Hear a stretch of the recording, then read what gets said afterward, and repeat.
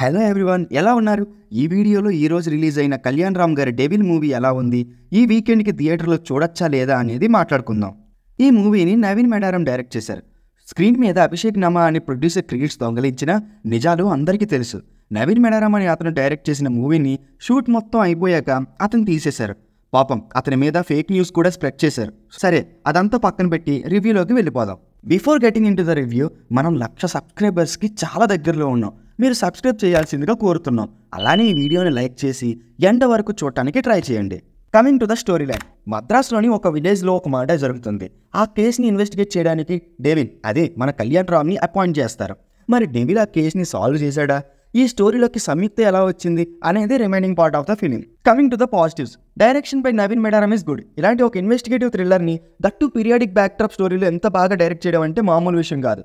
ఇక్కడ చెప్పుకోవాల్సిన విషయం ఏంటంటే, ఇతనికి పెద్దగా ఎక్స్పీరియన్స్ కూడా లేదు.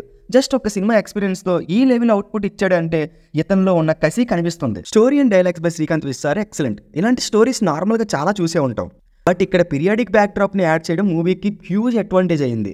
పీరియాడిక్ బ్యాక్డ్రాప్ మీద మనకి ఇన్వెస్టిగేషన్ థ్రిల్లర్స్ చాలా అంటే చాలా తక్కువ ఉండటం వల్ల మనం ఈజీగా కనెక్ట్ అయిపోతాం.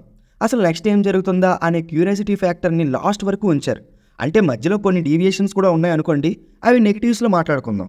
Costumes and sets are major highlight of the film.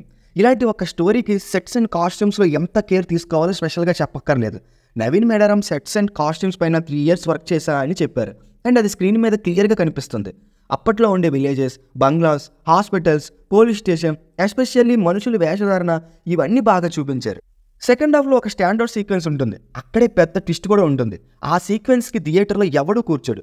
ఇది యుద్ధం కాదు, ఊచకోత అని కళ్యాణ్ రామ్ చెప్పే dialogues pure goose bump stuff.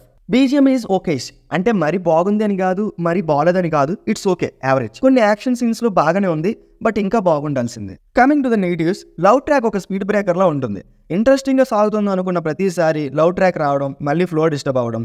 And first హాఫ్లో ఉన్న సాంగ్స్ కూడా స్పీడ్ బ్రేకర్సే. అవి లేకుండా ఉంటే మూవీ ఎక్సలెంట్గా ఉండేది, బట్ ఏదో కమర్షియల్ స్టఫ్ యాడ్ చేయాలి, ఏదో పెట్టాలి అన్నట్టు పెట్టేశారు. అండ్ క్లైమాక్స్లో VFX కూడా కొంచెం ఆడ్గా అనిపించింది. Coming to the performances, Kalyan రామ్కి ముందుగా హ్యాట్స్ ఆఫ్ చెప్పాలి. రెగ్యులర్ కమర్షియల్ జోనర్కి స్టిక్ అవ్వకుండా ఇలాంటి out of the box movies తీస్తున్నందుకు. సినిమాలో కళ్యాణ్ రామ్ గారి పర్ఫార్మెన్స్ యాజ్ యూజువల్గా నెక్స్ట్ లెవెల్ ఉంటుంది.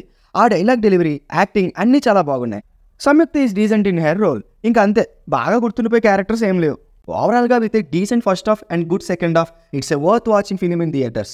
సినిమా అంతా డైరెక్ట్ చేయించుకుని లాస్ట్ మూమెంట్లో క్రెడిట్ లాగేసుకున్న ప్రొడ్యూసర్ గారికి నేను చెప్పేది ఒక్కటే, డబ్బులు పెట్టినంత ఈజీ కాదు సార్ డైరెక్షన్ చేయడం అంటే. ఈ రివ్యూ ఇంకెంతేనండి, మళ్ళీ నెక్స్ట్ వీడియోలో కలుద్దాం. Until then, shining of team movies for you.